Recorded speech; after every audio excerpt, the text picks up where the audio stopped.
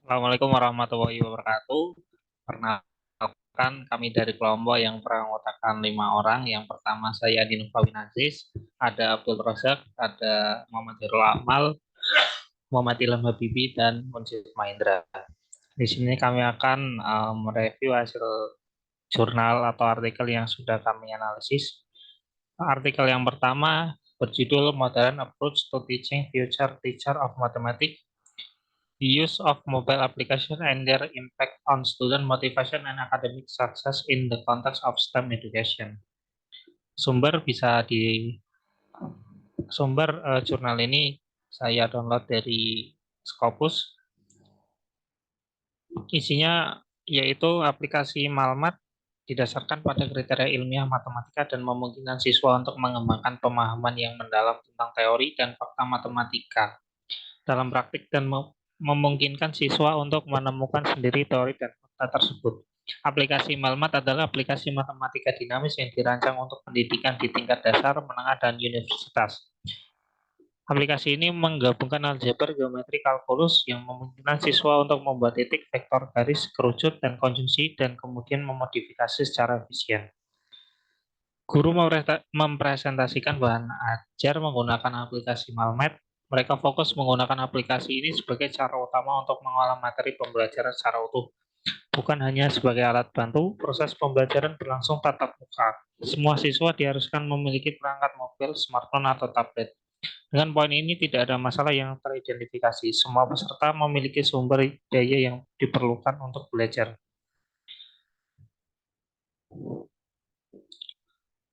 Sekian artikel yang pertama. Selanjutnya saya serahkan ke teman saya, Abdul Razak. Silakan.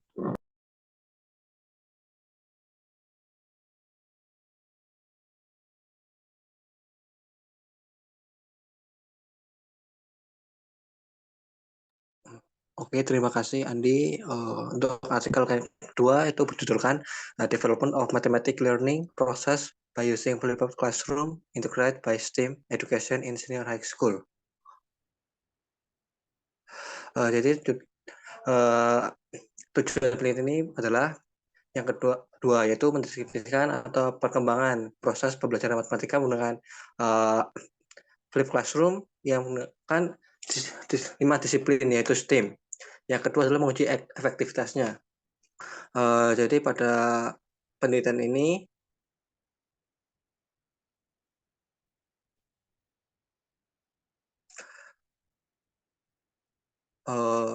siswa akan belajar terlebih dahulu dengan menggunakan video yang sudah dibagikan, lalu selanjutnya siswa akan dibagi menjadi beberapa kelompok.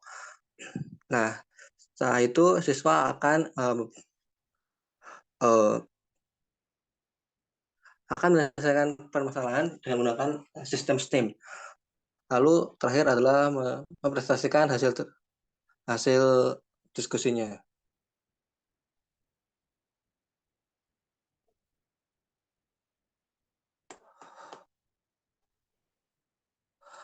Nah, penelitian ini menunjukkan bahwa ada efektivitas dari produk instrumen tes yang menunjukkan bahwa flip classroom pembelajaran dengan pendekatan STEM efektif dalam pembelajaran matematika. Oke, itu aja untuk dari artikel yang kedua. Untuk artikel selanjutnya bisa dilanjut.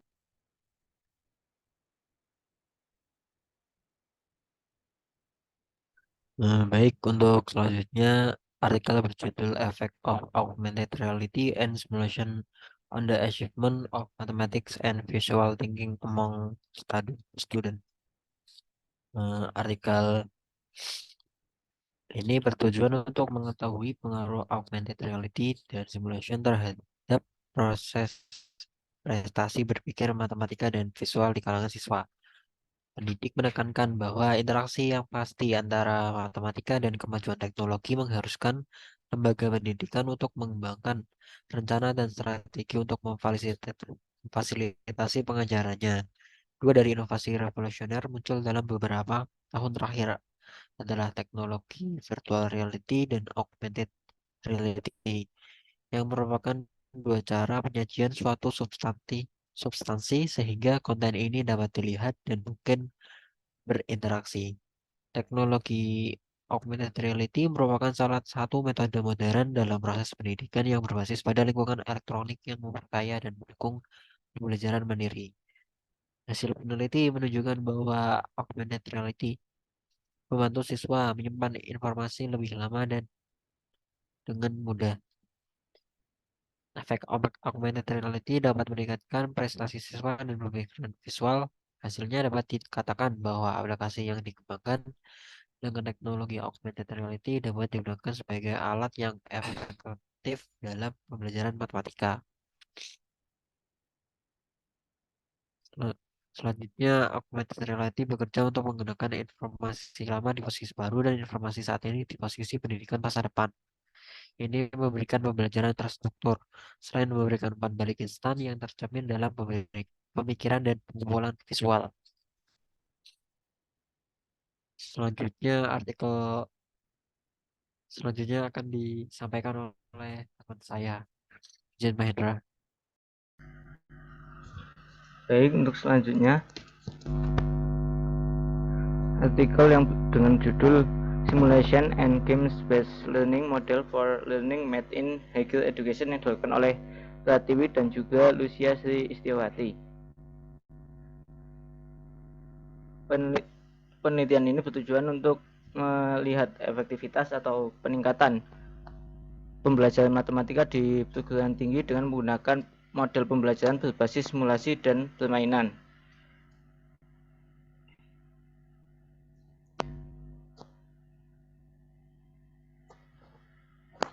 Di mana metode permainan mendukung aspek komunikasi dan refleksi karena membuat siswa termotivasi belajar dalam suasana, kondisi, dan semangat yang berbeda. Nah, dalam penelitian ini, metode permainan yang digunakan menggunakan pemanfaatan proses pembelajaran yang berbasis TIK, di mana permainan yang digunakan merupakan game Monkey Tales.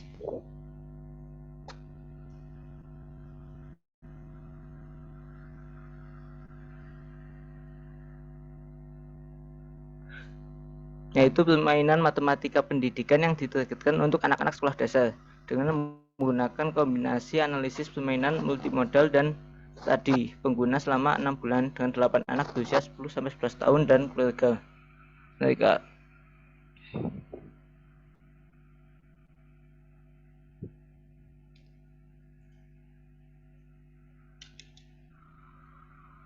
Hasil dari penelitian ini menunjukkan bahwa motivasi belajar mahasiswa meningkat dilihat dari kehadiran dan antusiasme mahasiswa dalam mengikuti perkuliahan dan dari segi evaluasi hasil belajar mahasiswa yang meningkat pada hasil ulangan akhir dibandingkan dengan ulangan tengah hari.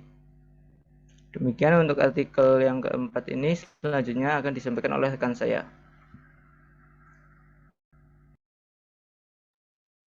Baik, terima kasih untuk artikel selanjutnya yang kelima, yaitu Smartphone Control Mobile Robot for Education and Search atau Smartphone Control Mobile Robot untuk pendidikan dan penelitian.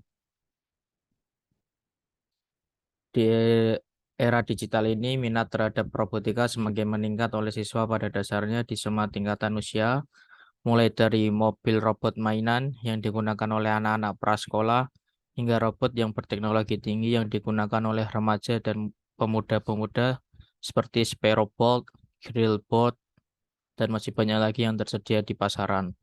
Selain untuk memicu minat anak-anak muda di bidang sains, teknologi, teknik, dan matematika atau STEM, dan juga untuk penggemar robotika tanpa membuat pembelajaran menjadi rumit tetapi sederhana dan intuitif, robot bergerak hemat biaya yang disebut robot IKPZ dirancang dan dikembangkan dapat digunakan untuk tujuan pendidikan dan penelitian di laboratorium.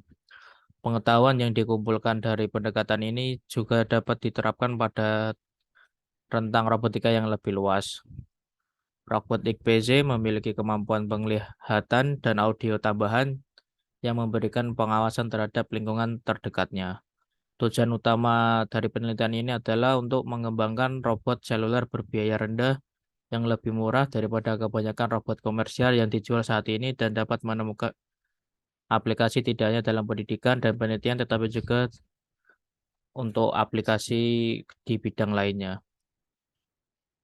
Untuk robot IKPZ ini memiliki dua mode, yaitu yang pertama mode pengoperasian manual. Navigasi robot dilakukan secara manual oleh remote control yang menggunakan icon di aplikasi Android yang diinstal pada smartphone. Untuk mode yang kedua ada mode kontrol robot otonom atau autopilot, di mana robot menavigasi lingkungannya sendiri menggunakan sensor ultrasonik pada robot, mampu menghitung jarak antara sensor ultrasonik dan penghalang atau obstacle, dan memutuskan kapan untuk penghindaran akan terjadi dengan jarak 9,7 cm sampai 10 cm.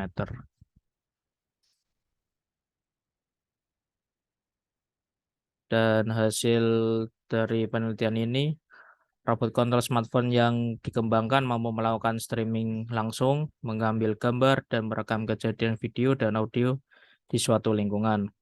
Untuk akurasinya dan poin kesalahannya yaitu berturut-turut 88,8% dan 0,11%. Sekian, saya kembalikan ke moderator. Demikian presentasi dari kelompok kami. Apabila ada kesalahan kami mohon maaf. Kami akhiri. Wassalamualaikum warahmatullahi wabarakatuh.